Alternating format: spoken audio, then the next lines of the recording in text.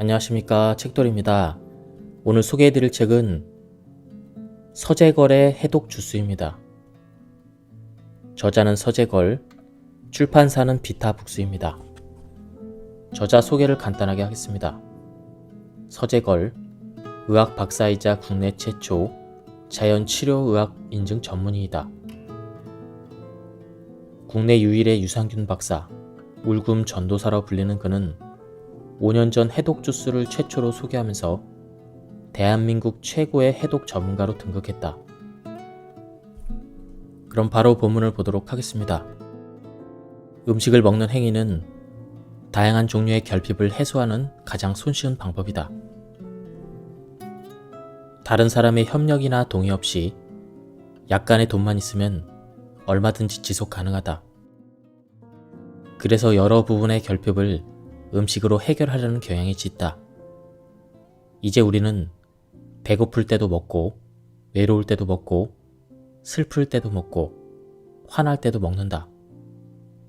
먹는 동안만큼은 만족감을 느낄 수 있기 때문이다. 하지만 과잉 유입된 음식은 독이 되어 우리 몸을 공격한다. 지나친 것은 부족한 것만 못하다는 말처럼 음식과 양분도 몸속으로 지나치게 많이 들어오면 해를 끼친다. 맛있는 음식도, 멋진 식당도 모두 좋다. 다만 우리는 그것이 과하면 안 된다는 것을 항상 기억해야 한다. 결핍을 해소하기 위해 먹는 것들이 몸속에 그대로 남아 독이 된다면 더 큰 문제인 건강의 결핍을 불러일으킬 수 있기 때문이다. 암의 발생 원인에는 다양한 것이 있으나 주로 유전에 의한 선천적인 요인과 음식 등 환경에 따른 후천적 요인으로 구분된다. 암의 원인을 단일 인자로 봤을 때 담배와 음식이 각각 30%를 차지하며 유전은 3% 미만에 불과하다. 따라서 아버지가 간암에 걸렸기 때문에 자식도 당연히 간암에 걸릴 거라는 논리에는 오류가 있다. 오히려 부모와 같은 환경에 노출되어 있어서 암에 걸리는 것이다. 한마디로 암은 후천적 요인 때문에 걸릴 확률이 높다. 우리 몸과 건강은 유전적인 요인보다는 후천적인 요인에 따라 대부분 결정된다. 이게 바로 음식과 해독이 중요한 이유이다. 음식을 섭취하면 소화가 되어 몸에 필요한 물질만 흡수되고 몸에 필요 없는 물질은 배출되어야 한다. 이 과정이 원활하여 50세 이전에 대사증후군에 걸리지 않는다면 남은 인생은 건강하게 지낼 확률이 높다. 그러나 많은 사람들의 대사 과정이 원활하지 못하다는 게 문제이다. 서양인이 즐겨 먹는 밀가루 음식은 위에서 소화되지 않고 오랫동안 머물면서 알코올 발효를 일으켜 우리 몸에서 술처럼 작용한다. 따라서 술만 간에 나쁜 게 아니라 몸에 들어와서 술처럼 작용하는 밀가루 음식 또한 간에 해롭다. 게다가 술은 곰팡이균의 수를 증가시키고 우리 몸에 유익한 유산균의 수를 줄인다. 이는 면역 저하로 이어진다. 밀가루 음식을 많이 먹으면 간의 해독 능력이 저하되는 이유가 바로 여기에 있다. 아기가 태어나서 처음 보는 새까만 변을 태변이라고 한다. 태변은 아기가 어머니 뱃속에서 10달 동안 섭취한 영양분을 쓰고 남은 노폐물이다. 아기의 태변과 비슷한 것이 우리의 몸속에도 있다. 바로 숙변이다. 여기서 말하는 숙변은 우리가 생각하는 진짜 변을 얘기하는 것이 아니라 장의 주름 속 점막에 미세하게 남아 덮여있는 찌꺼기를 말한다. 예를 들면 손으로 세면대를 닦으면 그때 묻어나는 물때와 같은 것이다. 이렇게 남아있는 노폐물과 찌꺼기는 보호막을 형성하면서 영양분의 흡수를 방해하고 독소를 생성해서 배에 자꾸 가스가 차고 손으로 배를 누르면 통증을 느끼게 된다. 또한 독성 물질이 혈액을 통해 몸 구석구석으로 이동하면서 관절통, 두통, 어지럼증, 종양, 무기력함, 면역질환 등이 생긴다. 변비를 간과해서는 절대 안 되는 이유가 바로 여기에 있다. 평소 어떤 변을 보는지 또 해독을 실천하고 있는지 여부에 따라 삶의 질이 달라진다. 건강 상태도 180도 달라진다. 그렇게 모든 치료의 시작은 독성 물질을 배출하는 것부터 시작된다.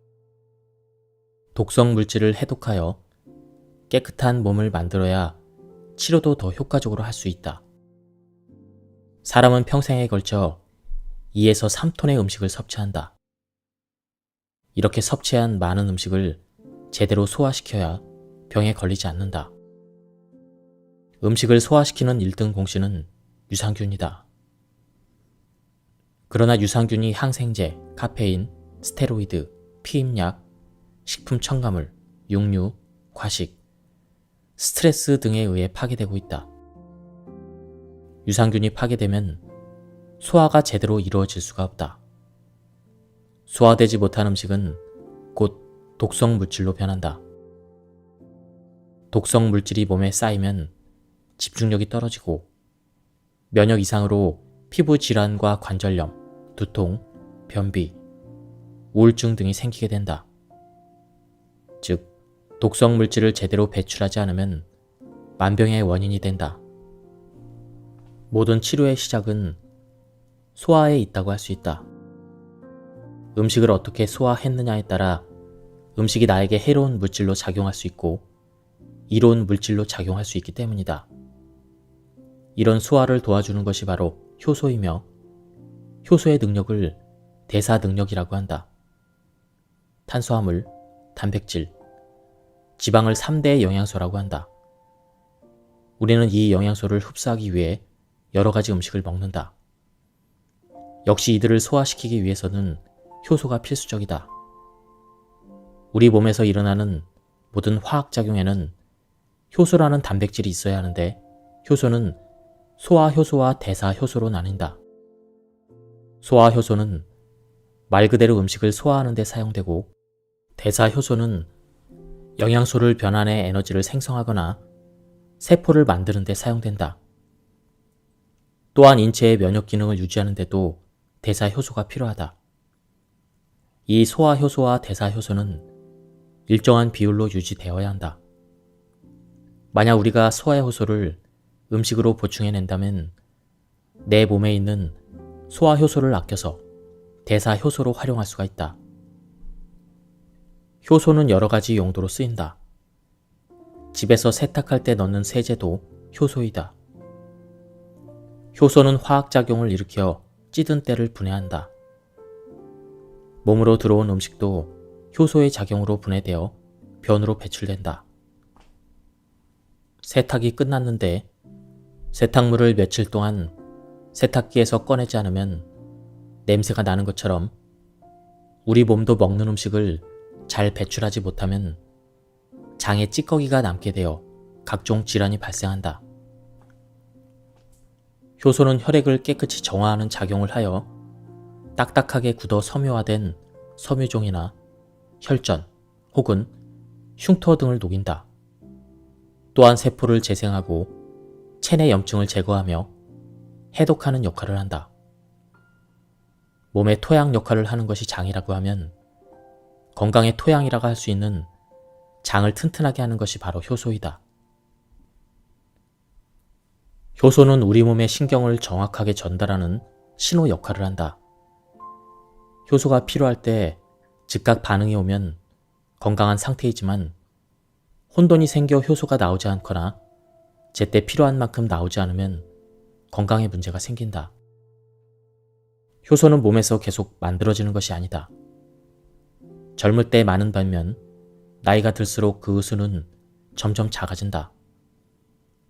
나이가 들수록 효소의 소모는 많아지지만 생산량은 상대적으로 줄어든 것이다.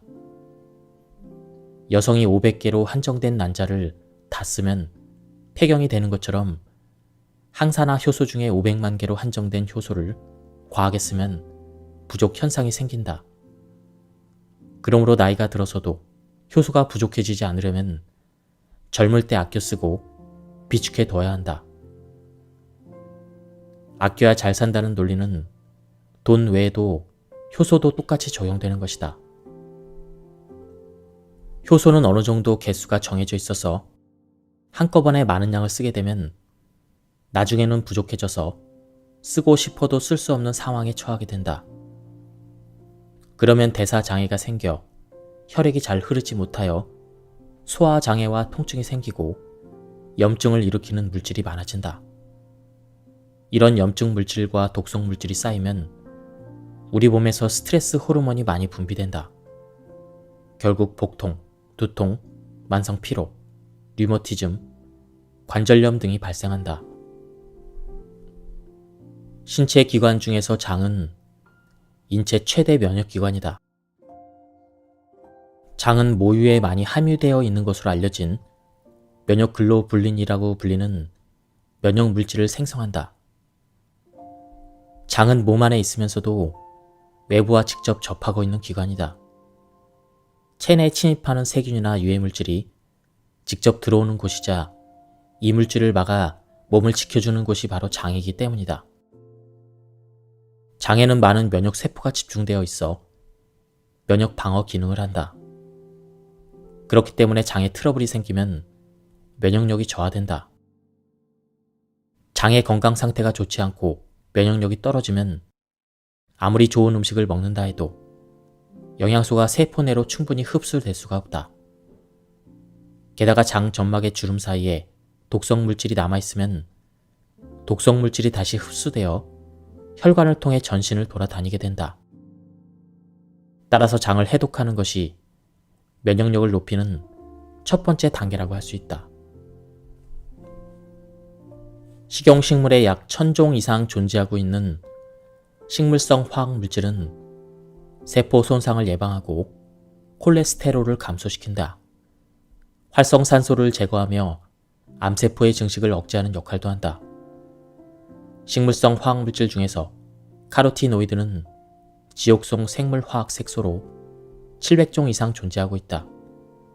주로 항산화, 항암작용, 광여과작용, 면역 증진, 세포 간의 소통을 증가시키며 그렇게 해서 세포 기능을 유지하거나 증진시키는 역할을 한다. 카로티노이드 중에서 베타캐로틴은 우리가 특히 주목해야 될 성분으로 항암작용이 탁월한 것으로 알려져 있다. 한 연구에 따르면 흡연자와 과거 흡연 경력이 있는 사람이 베타카로틴 영양보조제를 섭취하면 폐암과 대장암 발병률이 높아지는 것으로 나타났다. 이유는 자연적 형태에서 벗어난 베타캐로틴이 오히려 산화를 촉진하기 때문이다. 특히 베타캐로틴이 단독으로 존재하는 경우 산화제가 되기도 한다. 그러므로 베타캐로틴은 자연적 형태로 섭취해야 하며 베타카로틴을 비롯한 항산화 물질은 다양하게 섭취하는 것이 좋다. 이런 장점을 해독 주스가 가지고 있다. 양배추, 브로콜리, 토마토, 당근의 조합이 베타카로틴의 산화작용을 막기 때문이다. 채소를 삶으면 비타민C는 분명 파괴된다. 하지만 더 건강해지려면 비타민C가 일부 파괴되더라도 채소에 열을 가해서 채소 고유에 농축된 활성 물질의 흡수율을 높여야 한다. 중요한 것은 흡수율이다. 음식을 먹을 때 그 재료가 영양물질을 얼마나 많이 갖고 있느냐에 집착할 게 아니라 그 좋은 물질을 우리 몸이 얼마나 많이 흡수하는가를 따져야 한다. 우리가 생채소를 먹을 때 흡수율은 5%, 많아야 10%밖에 되지 않는다. 생채소를 먹으면 비타민C나 효소를 섭취할 수 있긴 하지만 정작 나머지 좋은 물질은 90%나 그냥 내보내는 셈이다. 또 생채소만 먹으면 가스가 차고 속이 더부룩하다는 사람들이 많은데 이 또한 흡수율이 문제일 수 있다. 그렇다면 삶은 채소의 흡수율은 어떻게 될까? 무려 60%나 된다. 이 말은 즉 삶은 채소를 먹으면 비타민C는 일부 파괴되지만 나머지 좋은 식물 활성 물질과 영양소를 60%나 흡수할 수 있다는 뜻이다. 음식물은 크기가 작을수록 흡수가 더 잘 된다. 그러므로 삶은 채소를 갈아 먹으면 흡수율을 더욱 높일 수가 있다. 삶은 채소를 갈아 먹으면 흡수율은 무려 90%가 된다. 또한 채소에는 돌연변이를 막는 물질과 항암 작용이 뛰어난 생리활성 물질이 들어있는데 이는 삶았을 때 더 큰 효능을 발휘한다. 채소와 과일이 1년 내내 자외선에 노출되어도 사람처럼 암에 걸리지 않는 이유는 자외선 공격에 대비한 강한 항산화 물질을 다량 함유하고 있기 때문이다. 그렇다고 비타민C는 중요하지 않고 생채소로 먹는 것이 잘못되었다는 뜻은 아니다. 삶지 않은 사과와 바나나, 삶은 양배추와 브로콜리, 토마토, 당근을 함께 갈아 마시는 해독 주스는 날것으로 섭취했을 때보다 항산화 성분, 항암물질, 식이섬유를 최대 18배 더 많이 흡수할 수가 있다. 사과는 밤에 먹으면 좋지 않다라는 말 때문에 사과가 들어가는 해독 주스를 저녁에 섭취해도 되는지 궁금해하는 사람들이 있다. 이때는 사과로 얻을 수 있는 건강과 관련된 이익을 먼저 생각해 봐야 한다. 사과를 밤에 먹으면 속이 쓰린 이유는 구연산 때문이다. 혹시라도 밤에 해독 주스를 섭취했을 때 사과 때문에 속이 쓰린다면 사과를 빼고 나머지 5가지 재료로 해독 주스를 만들어 마시면 된다. 아예 마시지 않는 것보다 5가지라도 먹는 것이 더 현명한 방법이다. 그래도 염려가 된다면 이른 저녁에 섭취하면 된다.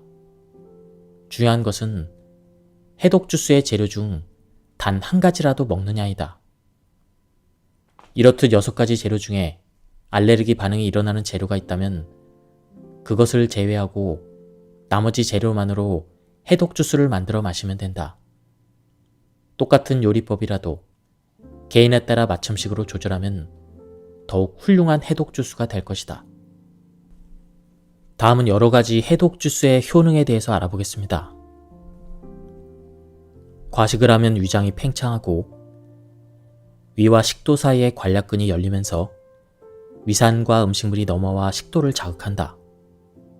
또 기름진 음식을 많이 먹거나 위산이 부족하면 음식이 위에 오래 머물러 관략근이 붓고 염증이 생겨 식도 관략근이 제대로 닫히지 않게 된다. 해독 주스는 이런 위를 보호하고 위궤양을 방지한다. 해독 주스에 들어있는 식물성 화학물질과 양배추에 특히 풍부한 비타민 U가 위 점막 분비 세포의 수를 증가시킬 뿐만 아니라 점액의 질을 개선하고 위벽의 미세 순환도 증가시키기 때문이다. 또한 장내 유해균 성장을 억제하고 헬리코박터균이 자라지 못하게 하여 위 식도 질환에 도움이 된다. 장 점박은 음식의 흡수 속도를 조절하고 관리한다. 장에 유산균이 부족할 때 알레르기 유발 물질이 들어오면 장 점막이 손상을 입고 틈이 생긴다. 이 틈으로 알레르기 유발 물질이 통과되고 분자 크기가 큰 영양소가 혈액으로 들어간다. 그러면 포도당이 혈액으로 흡수되는 속도가 빨라져서 혈당이 급격히 올라가게 된다. 다시 말해 같은 당뇨라고 해도 장내 환경이 좋지 않으면 혈당은 더욱 올라간다. 결국 당뇨약을 쓰기 전에 장내 환경을 바꾸는 것이 우선이다. 이때 필요한 것이 장 점막을 정상화하는 데 도움을 주는 유산균과 해독 주스이다. 우리 인체는 호르몬으로 혈당을 조절한다. 혈당을 올리는 호르몬은 다양하지만 혈당을 낮추는 기능을 하는 호르몬은 인슐린이 유일하다. 그 예로 스트레스를 받으면 코르티솔이라는 호르몬이 혈당을 올린다. 그래서 당뇨 환자에게 스트레스가 특히 위험한 것이다. 스트레스를 받아 코르티솔이 많이 분비되거나 오래 분비되면 장 점막이 건조해지고 헐어서 혈당 조절이 어렵다. 코르티솔 같은 호르몬이 적당히 나와 혈당을 조절하면 건강에 유익하지만 너무 많이 분비되거나 자주 분비되면 자율신경계와 면역의 이상을 초래한다. 즉, 졸음, 손발 저림, 가슴 두근거림, 두통, 근육 경직 등이 나타난다. 흡수율이 높은 해독 주스는 대사장애를 해결하는 데 큰 역할을 하기 때문에 당뇨 환자에게 도움이 된다. 식물의 다당체에 들어있는 검이라는 성분은 식물이 상처를 입을 때 나오는 것으로 혈당을 안정시키는 작용을 한다. 삶고 갈아서 만드는 해독 주스에는 검이 포함되어 있으므로 혈당 조절에 유리하다. 물론 당뇨 환자의 상태에 따라 해독 주스의 양이나 구성 성분의 비율을 병용할 필요가 있다. 하지만 우선은 하루에 최소 200ml 정도 섭취하여 경과를 지켜보다가 점차 양을 늘리고 성분 비율을 조절하면 큰 문제는 없을 것이다. 해독 주스는 유해균을 줄이고 소장 점막을 보호하며 염증을 줄여 면역질환을 치료한다. 백혈구 중 중성구는 바이러스와 세균 침입을 중화시키는 면역세포로 염증에 대한 강력한 면역 반응을 보인다. 이런 중성구의 기능에 필요한 생리적 화학물질을 해독 주스가 제공한다. 발생학적으로 신경정신질환이 있는 사람은 피부 질환이 잘 생긴다. 또 장이 피부에서 만들어졌기 때문에 피부의 문제는 장 질환으로도 이어진다. 반대로 장 질환이 있는 경우 피부 질환이나 신경정신 질환이 생길 수도 있다. 여드름으로 고생하는 사람이 해독 주스를 먹고 여드름이 깨끗하게 없어지면 우울증이나 불안장애도 개선된다. 얼핏 생각하면 여드름이 없어지면서 피부가 좋아졌기 때문에 기분이 좋아진 거라고 생각할 수도 있다. 하지만 해독 주스 덕분에 당연히 좋아질 수 있는 거라고 한 번쯤 생각해 보길 바란다. 해독 주스는 피부뿐만 아니라 신경정신에도 긍정적인 효과를 보인다. 요즘 현대인들은 스트레스를 지속적으로 받기 때문에 비만이 되기 쉽다. 어떻게 스트레스가 비만으로 이어지는지 그 메커니즘을 간단히 살펴보자. 우리 몸은 스트레스를 받으면 혈당을 올리려고 코르티솔과 아드레날린을 분비한다. 하지만 지속적인 스트레스를 받아 두 호르몬이 과도하게 증가하면 혈당을 낮추는 인슐린이 분비된다. 이 현상이 지속되면 인슐린 저항성이 생겨 인슐린이 말을 듣지 않고 대사장애를 일으킨다. 따라서 비만이 되는 것이다. 비만을 예방하기 위해서는 스트레스를 줄이고 운동을 통해 활동량을 늘려야 한다. 만약 그럴 수 없는 상황이라면 스트레스로 생긴 체내 노폐물을 매일 해독하는 것이 현명한 방법이다. 거기에 딱 맞는 방법이 바로 해독 주스를 섭취하는 것이다. 해독 주스의 열량은 한 잔 200ml 기준으로 71칼로리밖에 되지 않는다. 해독 주스로 다이어트를 한다면 아침 혹은 저녁 식사 30분 전에 해독 주스를 한 잔 마시자.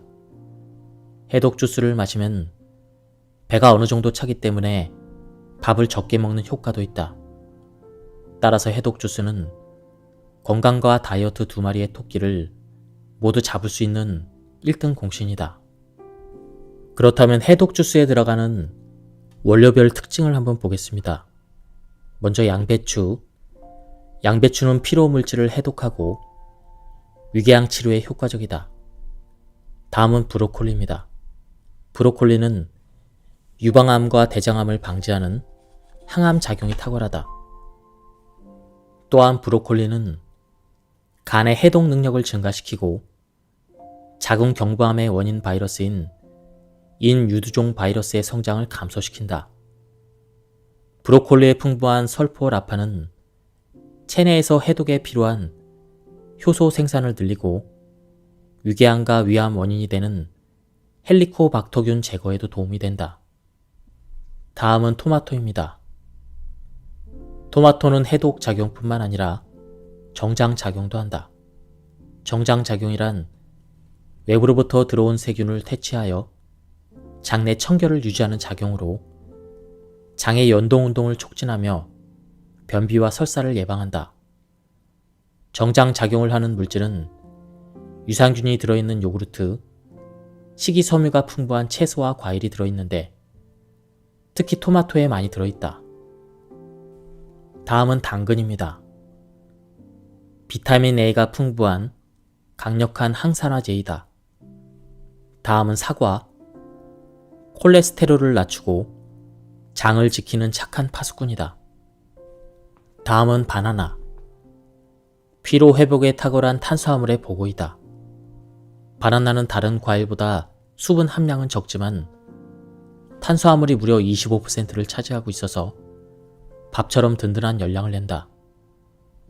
보통 크기의 바나나 한 개는 440mg의 칼륨을 함유한 반면 나트륨은 1mg밖에 되지 않는다. 칼륨은 심장 기능과 수분 밸런스를 조절해 혈압을 낮추고 심장 질환과 뇌졸중 발병을 낮추는 중요한 전해질이다. 다음은 해독 주스 레시피입니다.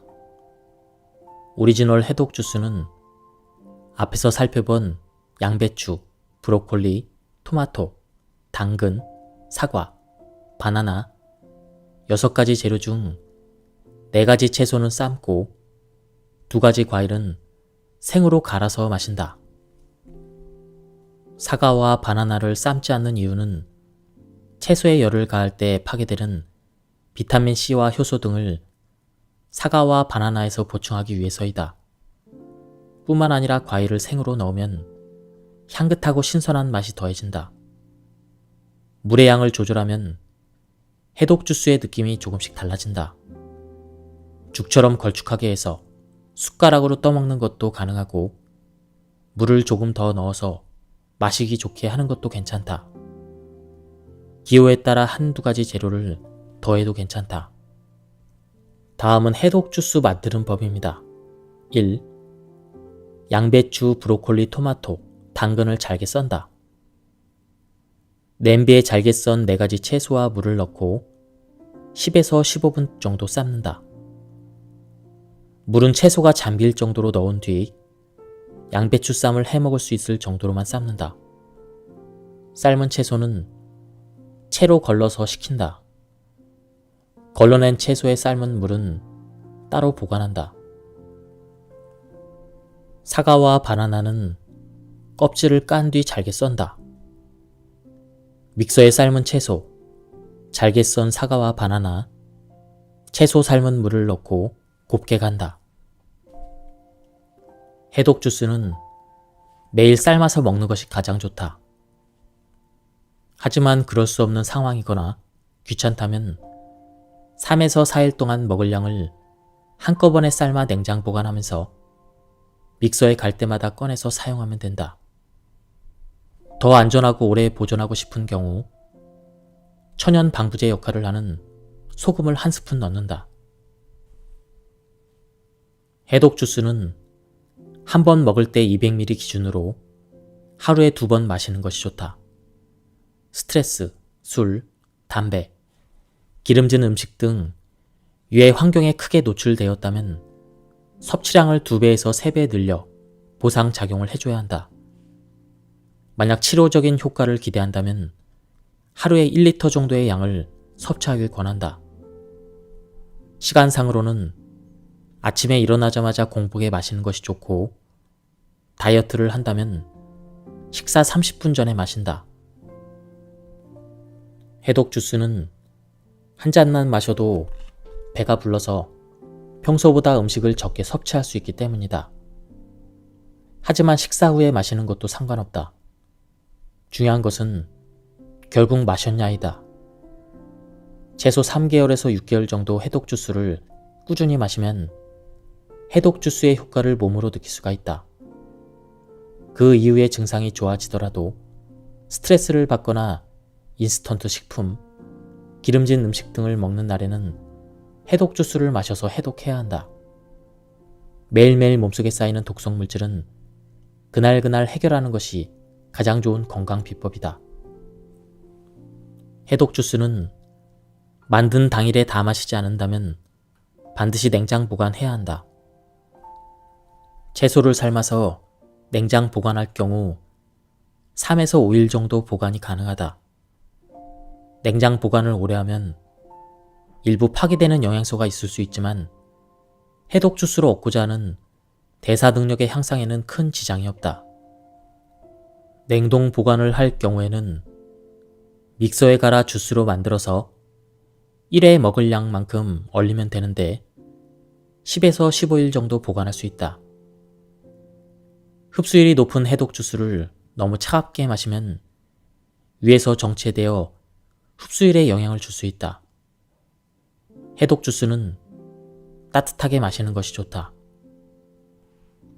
가장 좋은 방법은 중탕으로 천천히 데우는 것인데 번거롭다면 전자레인지에 40초 정도 돌려 미지근하게 해서 마시면 된다. 믹서에 간 해독 주스는 24시간 내에 마시면 좋다. 예, 지금까지 이 책에 대한 리뷰를 모두 마쳤습니다. 저도 해독 주스를 만들어 마시고 있는데요. 마신 지는 얼마 안 돼서 아직 효과는 잘 모르겠습니다. 하지만 이 책의 내용을 보고 꾸준히 계속 마셔야 되겠다는 생각이 들었습니다. 그리고 이 책은 제가 발췌 요약해서 말씀드렸기 때문에 많은 부분이 생략되었습니다. 책을 구해서 한번 읽어보실 것을 추천드립니다. 여기서 리뷰를 마치도록 하겠습니다. 감사합니다. 안녕하십니까, 책돌이입니다. 오늘 소개해드릴 책은 서재걸의 해독 주스입니다. 저자는 서재걸, 출판사는 비타북스입니다. 저자 소개를 간단하게 하겠습니다. 서재걸, 의학 박사이자 국내 최초 자연치료의학 인증 전문의이다. 국내 유일의 유산균 박사, 울금 전도사로 불리는 그는 5년 전 해독 주스를 최초로 소개하면서 대한민국 최고의 해독 전문가로 등극했다. 그럼 바로 본문을 보도록 하겠습니다. 음식을 먹는 행위는 다양한 종류의 결핍을 해소하는 가장 손쉬운 방법이다. 다른 사람의 협력이나 동의 없이 약간의 돈만 있으면 얼마든지 지속 가능하다.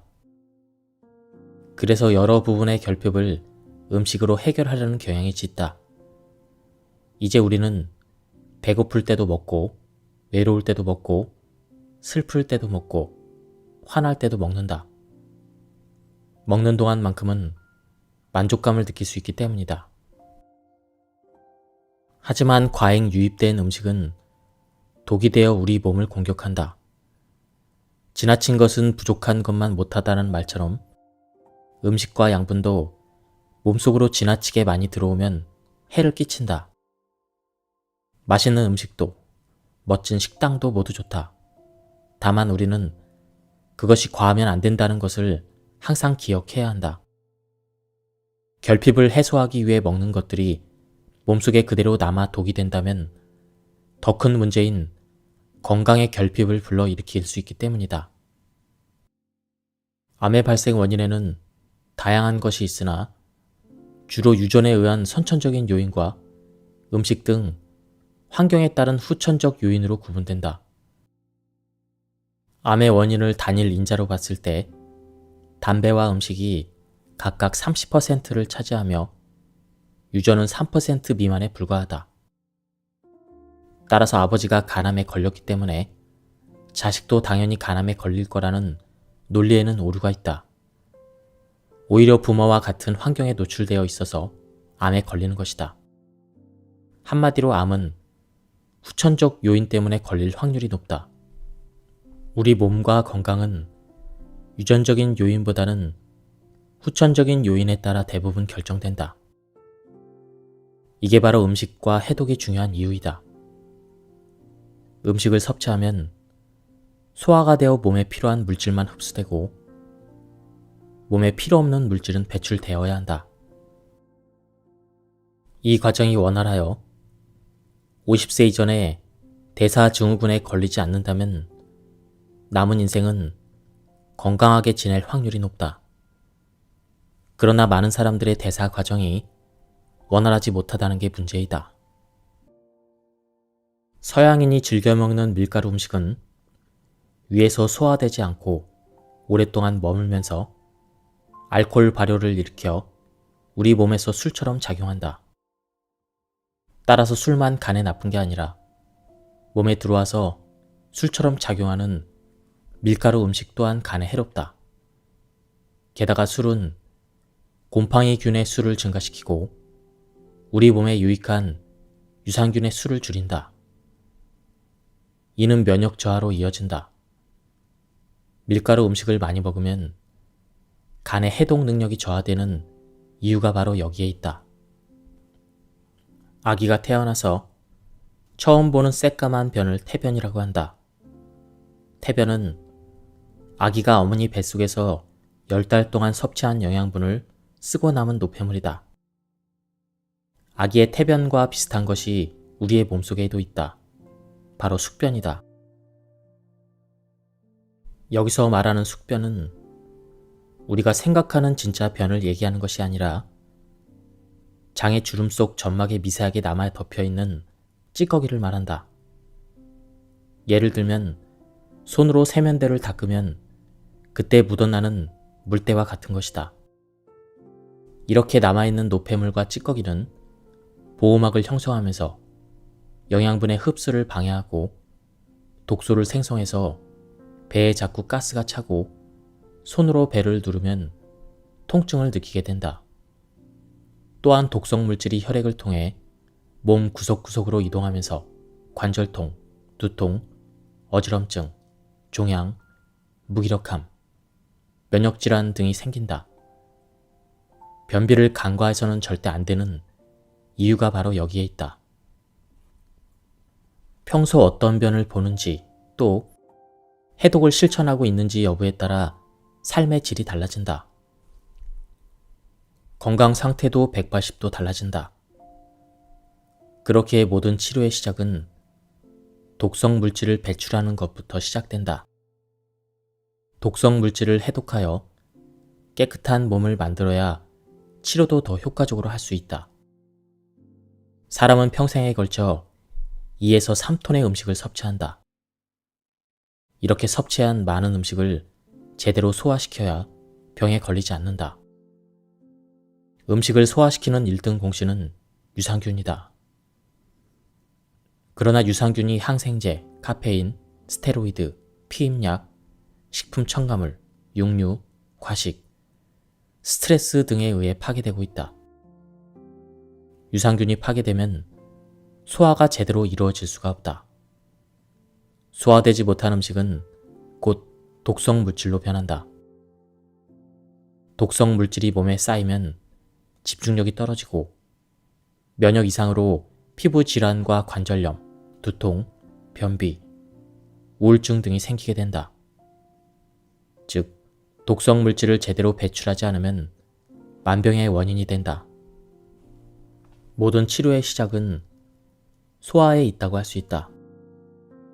음식을 어떻게 소화했느냐에 따라 음식이 나에게 해로운 물질로 작용할 수 있고 이로운 물질로 작용할 수 있기 때문이다.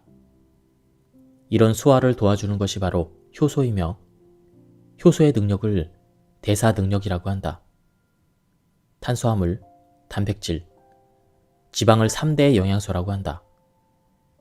우리는 이 영양소를 흡수하기 위해 여러 가지 음식을 먹는다. 역시 이들을 소화시키기 위해서는 효소가 필수적이다. 우리 몸에서 일어나는 모든 화학작용에는 효소라는 단백질이 있어야 하는데 효소는 소화효소와 대사효소로 나뉜다. 소화효소는 말 그대로 음식을 소화하는 데 사용되고, 대사효소는 영양소를 변환해 에너지를 생성하거나 세포를 만드는 데 사용된다. 또한 인체의 면역 기능을 유지하는 데도 대사효소가 필요하다. 이 소화효소와 대사효소는 일정한 비율로 유지되어야 한다. 만약 우리가 소화효소를 음식으로 보충해낸다면 내 몸에 있는 소화효소를 아껴서 대사효소로 활용할 수가 있다. 효소는 여러 가지 용도로 쓰인다. 집에서 세탁할 때 넣는 세제도 효소이다. 효소는 화학작용을 일으켜 찌든 때를 분해한다. 몸으로 들어온 음식도 효소의 작용으로 분해되어 변으로 배출된다. 세탁이 끝났는데 세탁물을 며칠 동안 세탁기에서 꺼내지 않으면 냄새가 나는 것처럼 우리 몸도 먹는 음식을 잘 배출하지 못하면 장에 찌꺼기가 남게 되어 각종 질환이 발생한다.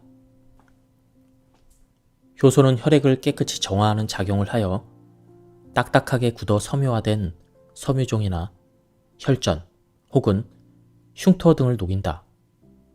또한 세포를 재생하고 체내 염증을 제거하며 해독하는 역할을 한다. 몸의 토양 역할을 하는 것이 장이라고 하면 건강의 토양이라고 할 수 있는 장을 튼튼하게 하는 것이 바로 효소이다.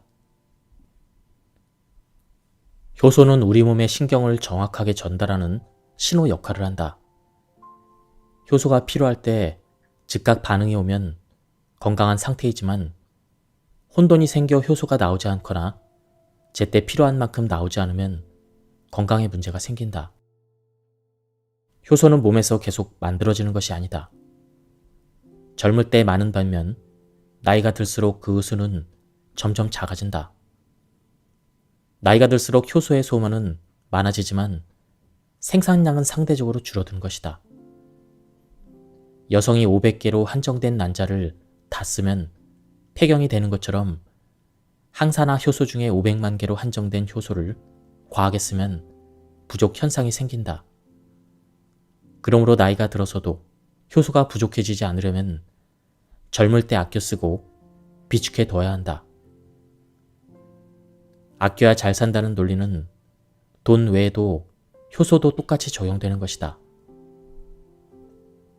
효소는 어느 정도 개수가 정해져 있어서 한꺼번에 많은 양을 쓰게 되면 나중에는 부족해져서 쓰고 싶어도 쓸 수 없는 상황에 처하게 된다. 그러면 대사장애가 생겨 혈액이 잘 흐르지 못하여 소화장애와 통증이 생기고 염증을 일으키는 물질이 많아진다. 이런 염증 물질과 독성 물질이 쌓이면 우리 몸에서 스트레스 호르몬이 많이 분비된다. 결국 복통, 두통, 만성 피로, 류머티즘, 관절염 등이 발생한다. 신체 기관 중에서 장은 인체 최대 면역기관이다. 장은 모유에 많이 함유되어 있는 것으로 알려진 면역글로불린이라고 불리는 면역물질을 생성한다. 장은 몸 안에 있으면서도 외부와 직접 접하고 있는 기관이다. 체내에 침입하는 세균이나 유해물질이 직접 들어오는 곳이자 이 물질을 막아 몸을 지켜주는 곳이 바로 장이기 때문이다. 장에는 많은 면역세포가 집중되어 있어 면역 방어 기능을 한다. 그렇기 때문에 장에 트러블이 생기면 면역력이 저하된다. 장의 건강 상태가 좋지 않고 면역력이 떨어지면 아무리 좋은 음식을 먹는다 해도 영양소가 세포 내로 충분히 흡수될 수가 없다. 게다가 장 점막의 주름 사이에 독성 물질이 남아있으면 독성 물질이 다시 흡수되어 혈관을 통해 전신을 돌아다니게 된다. 따라서 장을 해독하는 것이 면역력을 높이는 첫 번째 단계라고 할 수 있다. 식용식물에 약 1000종 이상 존재하고 있는 식물성 화학물질은 세포 손상을 예방하고 콜레스테롤을 감소시킨다. 활성산소를 제거하며 암세포의 증식을 억제하는 역할도 한다. 식물성 화학물질 중에서 카로티노이드는 지옥성 생물화학 색소로 700종 이상 존재하고 있다. 주로 항산화, 항암작용, 광여과작용, 면역 증진, 세포 간의 소통을 증가시키며 그렇게 해서 세포 기능을 유지하거나 증진시키는 역할을 한다.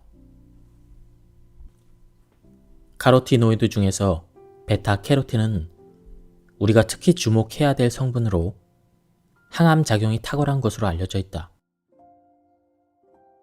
한 연구에 따르면 흡연자와 과거 흡연 경력이 있는 사람이 베타카로틴 영양보조제를 섭취하면 폐암과 대장암 발병률이 높아지는 것으로 나타났다.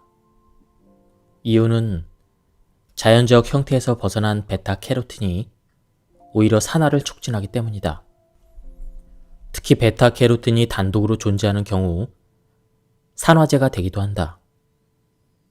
그러므로 베타캐로틴은 자연적 형태로 섭취해야 하며 베타카로틴을 비롯한 항산화 물질은 다양하게 섭취하는 것이 좋다. 이런 장점을 해독 주스가 가지고 있다. 양배추, 브로콜리, 토마토, 당근의 조합이 베타카로틴의 산화작용을 막기 때문이다. 채소를 삶으면 비타민C는 분명 파괴된다. 하지만 더 건강해지려면 비타민C가 일부 파괴되더라도 채소에 열을 가해서 채소 고유에 농축된 활성 물질의 흡수율을 높여야 한다. 중요한 것은 흡수율이다. 음식을 먹을 때 그 재료가 영양물질을 얼마나 많이 갖고 있느냐에 집착할 게 아니라 그 좋은 물질을 우리 몸이 얼마나 많이 흡수하는가를 따져야 한다. 우리가 생채소를 먹을 때 흡수율은 5%, 많아야 10%밖에 되지 않는다. 생채소를 먹으면 비타민C나 효소를 섭취할 수 있긴 하지만 정작 나머지 좋은 물질은 90%나 그냥 내보내는 셈이다. 또 생채소만 먹으면 가스가 차고 속이 더부룩하다는 사람들이 많은데 이 또한 흡수율이 문제일 수 있다. 그렇다면 삶은 채소의 흡수율은 어떻게 될까? 무려 60%나 된다. 이 말은 즉 삶은 채소를 먹으면 비타민C는 일부 파괴되지만 나머지 좋은 식물 활성 물질과 영양소를 60%나 흡수할 수 있다는 뜻이다. 음식물은 크기가 작을수록 흡수가 더 잘 된다. 그러므로 삶은 채소를 갈아 먹으면 흡수율을 더욱 높일 수가 있다. 삶은 채소를 갈아 먹으면 흡수율은 무려 90%가 된다. 또한 채소에는 돌연변이를 막는 물질과 항암작용이 뛰어난 생리활성 물질이 들어있는데 이는 삶았을 때 더 큰 효능을 발휘한다. 채소와 과일이 1년 내내 자외선에 노출되어도 사람처럼 암에 걸리지 않는 이유는 자외선 공격에 대비한 강한 항산화 물질을 다량 함유하고 있기 때문이다. 그렇다고 비타민C는 중요하지 않고 생채소로 먹는 것이 잘못되었다는 뜻은 아니다. 삶지 않은 사과와 바나나, 삶은 양배추와 브로콜리, 토마토, 당근을 함께 갈아 마시는 해독 주스는 날 것으로 섭취했을 때보다 항산화 성분, 항암물질, 식이섬유를 최대 18배 더 많이 흡수할 수가 있다. 사과는 밤에 먹으면 좋지 않다라는 말 때문에 사과가 들어가는 해독 주스를 저녁에 섭취해도 되는지 궁금해하는 사람들이 있다. 이때는 사과로 얻을 수 있는 건강과 관련된 이익을 먼저 생각해 봐야 한다. 사과를 밤에 먹으면 속이 쓰린 이유는 구연산 때문이다. 혹시라도 밤에 해독 주스를 섭취했을 때 사과 때문에 속이 쓰린다면 사과를 빼고 나머지 5가지 재료로 해독 주스를 만들어 마시면 된다. 아예 마시지 않는 것보다 5가지라도 먹는 것이 더 현명한 방법이다. 그래도 염려가 된다면 이른 저녁에 섭취하면 된다. 중요한 것은 해독 주스의 재료 중 단 한 가지라도 먹느냐이다. 이렇듯 6가지 재료 중에 알레르기 반응이 일어나는 재료가 있다면 그것을 제외하고 나머지 재료만으로 해독 주스를 만들어 마시면 된다. 똑같은 요리법이라도 개인에 따라 맞춤식으로 조절하면 더욱 훌륭한 해독 주스가 될 것이다. 다음은 여러 가지 해독 주스의 효능에 대해서 알아보겠습니다. 과식을 하면 위장이 팽창하고 위와 식도 사이의 관략근이 열리면서 위산과 음식물이 넘어와 식도를 자극한다. 또 기름진 음식을 많이 먹거나 위산이 부족하면 음식이 위에 오래 머물러 관략근이 붓고 염증이 생겨 식도 관략근이 제대로 닫히지 않게 된다. 해독 주스는 이런 위를 보호하고 위궤양을 방지한다.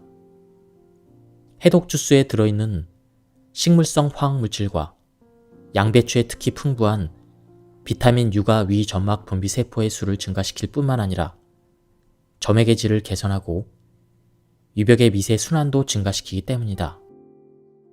또한 장내 유해균 성장을 억제하고 헬리코박터균이 자라지 못하게 하여 위 식도 질환에 도움이 된다. 장 점막은 음식의 흡수 속도를 조절하고 관리한다. 장에 유산균이 부족할 때 알레르기 유발 물질이 들어오면 장 점막이 손상을 입고 틈이 생긴다. 이 틈으로 알레르기 유발 물질이 통과되고 분자 크기가 큰 영양소가 혈액으로 들어간다. 그러면 포도당이 혈액으로 흡수되는 속도가 빨라져서 혈당이 급격히 올라가게 된다. 다시 말해 같은 당뇨라고 해도 장내 환경이 좋지 않으면 혈당은 더욱 올라간다. 결국 당뇨약을 쓰기 전에 장내 환경을 바꾸는 것이 우선이다. 이때 필요한 것이 장 점막을 정상화하는 데 도움을 주는 유산균과 해독 주스이다. 우리 인체는 호르몬으로 혈당을 조절한다. 혈당을 올리는 호르몬은 다양하지만 혈당을 낮추는 기능을 하는 호르몬은 인슐린이 유일하다. 그 예로 스트레스를 받으면 코르티솔이라는 호르몬이 혈당을 올린다. 그래서 당뇨 환자에게 스트레스가 특히 위험한 것이다. 스트레스를 받아 코르티솔이 많이 분비되거나 오래 분비되면 장 점막이 건조해지고 헐어서 혈당 조절이 어렵다. 코르티솔 같은 호르몬이 적당히 나와 혈당을 조절하면 건강에 유익하지만 너무 많이 분비되거나 자주 분비되면 자율신경계와 면역의 이상을 초래한다. 즉, 졸음, 손발저림, 가슴 두근거림, 두통, 근육 경직 등이 나타난다. 흡수율이 높은 해독 주스는 대사장애를 해결하는 데 큰 역할을 하기 때문에 당뇨 환자에게 도움이 된다. 식물의 다당체에 들어있는 검이라는 성분은 식물이 상처를 입을 때 나오는 것으로 혈당을 안정시키는 작용을 한다. 삶고 갈아서 만드는 해독 주스에는 검이 포함되어 있으므로 혈당 조절에 유리하다. 물론 당뇨 환자의 상태에 따라 해독 주스의 양이나 구성 성분의 비율을 병용할 필요가 있다. 하지만 우선은 하루에 최소 200ml 정도 섭취하여 경과를 지켜보다가 점차 양을 늘리고 성분 비율을 조절하면 큰 문제는 없을 것이다. 해독 주스는 유해균을 줄이고 소장 점막을 보호하며 염증을 줄여 면역질환을 치료한다. 백혈구 중 중성구는 바이러스와 세균 침입을 중화시키는 면역세포로 염증에 대한 강력한 면역 반응을 보인다. 이런 중성구의 기능에 필요한 생리적 화학물질을 해독 주스가 제공한다. 발생학적으로 신경정신질환이 있는 사람은 피부 질환이 잘 생긴다. 또 장이 피부에서 만들어졌기 때문에 피부의 문제는 장 질환으로도 이어진다. 반대로 장 질환이 있는 경우 피부 질환이나 신경정신 질환이 생길 수도 있다. 여드름으로 고생하는 사람이 해독 주스를 먹고 여드름이 깨끗하게 없어지면 우울증이나 불안장애도 개선된다. 얼핏 생각하면 여드름이 없어지면서 피부가 좋아졌기 때문에 기분이 좋아진 거라고 생각할 수도 있다. 하지만 해독 주스 덕분에 당연히 좋아질 수 있는 거라고 한 번쯤 생각해 보길 바란다. 해독 주스는 피부뿐만 아니라 신경 정신에도 긍정적인 효과를 보인다. 요즘 현대인들은 스트레스를 지속적으로 받기 때문에 비만이 되기 쉽다. 어떻게 스트레스가 비만으로 이어지는지 그 메커니즘을 간단히 살펴보자. 우리 몸은 스트레스를 받으면 혈당을 올리려고 코르티솔과 아드레날린을 분비한다. 하지만 지속적인 스트레스를 받아 두 호르몬이 과도하게 증가하면 혈당을 낮추는 인슐린이 분비된다. 이 현상이 지속되면 인슐린 저항성이 생겨 인슐린이 말을 듣지 않고 대사장애를 일으킨다. 따라서 비만이 되는 것이다. 비만을 예방하기 위해서는 스트레스를 줄이고 운동을 통해 활동량을 늘려야 한다. 만약 그럴 수 없는 상황이라면 스트레스로 생긴 체내 노폐물을 매일 해독하는 것이 현명한 방법이다. 거기에 딱 맞는 방법이 바로 해독 주스를 섭취하는 것이다. 해독 주스의 열량은 한 잔 200ml 기준으로 71칼로리밖에 되지 않는다. 해독 주스로 다이어트를 한다면 아침 혹은 저녁 식사 30분 전에 해독 주스를 한 잔 마시자. 해독 주스를 마시면 배가 어느 정도 차기 때문에 밥을 적게 먹는 효과도 있다. 따라서 해독 주스는 건강과 다이어트 두 마리의 토끼를 모두 잡을 수 있는 1등 공신이다. 그렇다면 해독 주스에 들어가는 원료별 특징을 한번 보겠습니다. 먼저 양배추. 양배추는 피로 물질을 해독하고 위궤양 치료에 효과적이다. 다음은 브로콜리입니다. 브로콜리는 유방암과 대장암을 방지하는 항암 작용이 탁월하다. 또한 브로콜리는 간의 해독 능력을 증가시키고 자궁 경부암의 원인 바이러스인 인유두종 바이러스의 성장을 감소시킨다. 브로콜리에 풍부한 설포라파는 체내에서 해독에 필요한 효소 생산을 늘리고 위궤양과 위암 원인이 되는 헬리코박터균 제거에도 도움이 된다. 다음은 토마토입니다.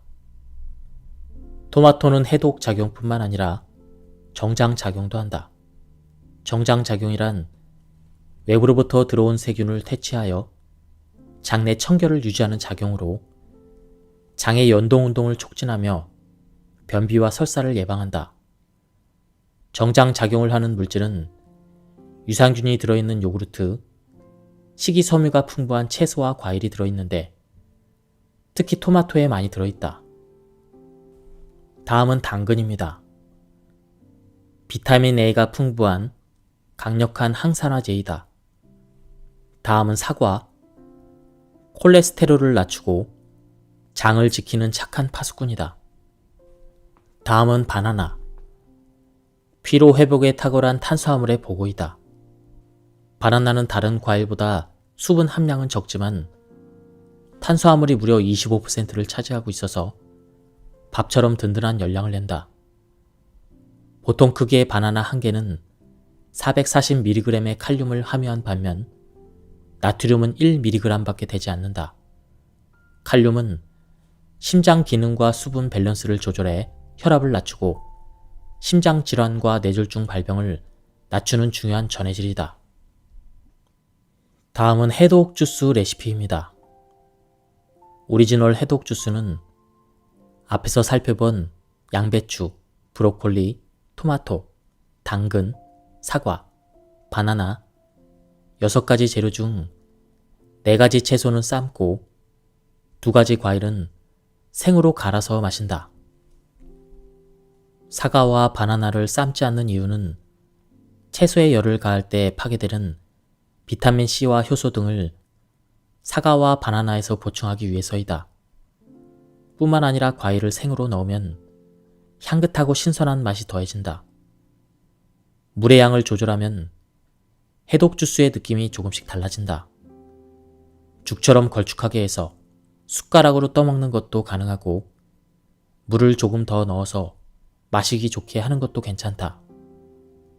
기호에 따라 한두 가지 재료를 더해도 괜찮다. 다음은 해독 주스 만드는 법입니다. 1. 양배추, 브로콜리, 토마토, 당근을 잘게 썬다. 냄비에 잘게 썬 4가지 채소와 물을 넣고 10에서 15분 정도 삶는다. 물은 채소가 잠길 정도로 넣은 뒤 양배추 쌈을 해먹을 수 있을 정도로만 삶는다. 삶은 채소는 채로 걸러서 식힌다. 걸러낸 채소에 삶은 물은 따로 보관한다. 사과와 바나나는 껍질을 깐 뒤 잘게 썬다. 믹서에 삶은 채소, 잘게 썬 사과와 바나나, 채소 삶은 물을 넣고 곱게 간다. 해독 주스는 매일 삶아서 먹는 것이 가장 좋다.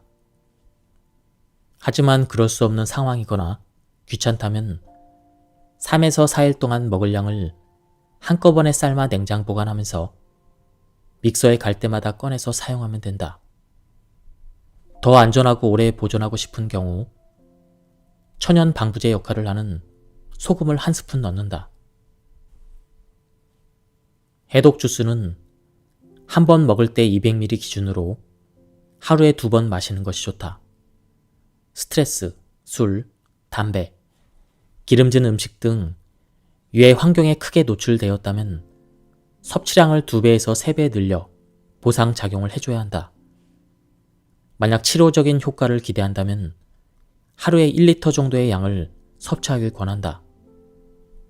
시간상으로는 아침에 일어나자마자 공복에 마시는 것이 좋고 다이어트를 한다면 식사 30분 전에 마신다. 해독 주스는 한 잔만 마셔도 배가 불러서 평소보다 음식을 적게 섭취할 수 있기 때문이다. 하지만 식사 후에 마시는 것도 상관없다. 중요한 것은 결국 마셨냐이다. 최소 3개월에서 6개월 정도 해독 주스를 꾸준히 마시면 해독 주스의 효과를 몸으로 느낄 수가 있다. 그 이후에 증상이 좋아지더라도 스트레스를 받거나 인스턴트 식품, 기름진 음식 등을 먹는 날에는 해독 주스를 마셔서 해독해야 한다. 매일매일 몸속에 쌓이는 독성 물질은 그날그날 해결하는 것이 가장 좋은 건강 비법이다. 해독 주스는 만든 당일에 다 마시지 않는다면 반드시 냉장 보관해야 한다. 채소를 삶아서 냉장 보관할 경우 3에서 5일 정도 보관이 가능하다. 냉장 보관을 오래 하면 일부 파괴되는 영양소가 있을 수 있지만 해독 주스로 얻고자 하는 대사 능력의 향상에는 큰 지장이 없다. 냉동 보관을 할 경우에는 믹서에 갈아 주스로 만들어서 1회 먹을 양만큼 얼리면 되는데 10에서 15일 정도 보관할 수 있다. 흡수율이 높은 해독 주스를 너무 차갑게 마시면 위에서 정체되어 흡수율에 영향을 줄 수 있다. 해독 주스는 따뜻하게 마시는 것이 좋다. 가장 좋은 방법은 중탕으로 천천히 데우는 것인데 번거롭다면 전자레인지에 40초 정도 돌려 미지근하게 해서 마시면 된다. 믹서에 간 해독 주스는 24시간 내에 마시면 좋다. 예, 지금까지 이 책에 대한 리뷰를 모두 마쳤습니다. 저도 해독 주스를 만들어 마시고 있는데요. 마신 지는 얼마 안 돼서 아직 효과는 잘 모르겠습니다. 하지만 이 책의 내용을 보고 꾸준히 계속 마셔야 되겠다는 생각이 들었습니다. 그리고 이 책은 제가 발췌 요약해서 말씀드렸기 때문에 많은 부분이 생략되었습니다. 책을 구해서 한번 읽어보실 것을 추천드립니다. 여기서 리뷰를 마치도록 하겠습니다. 감사합니다.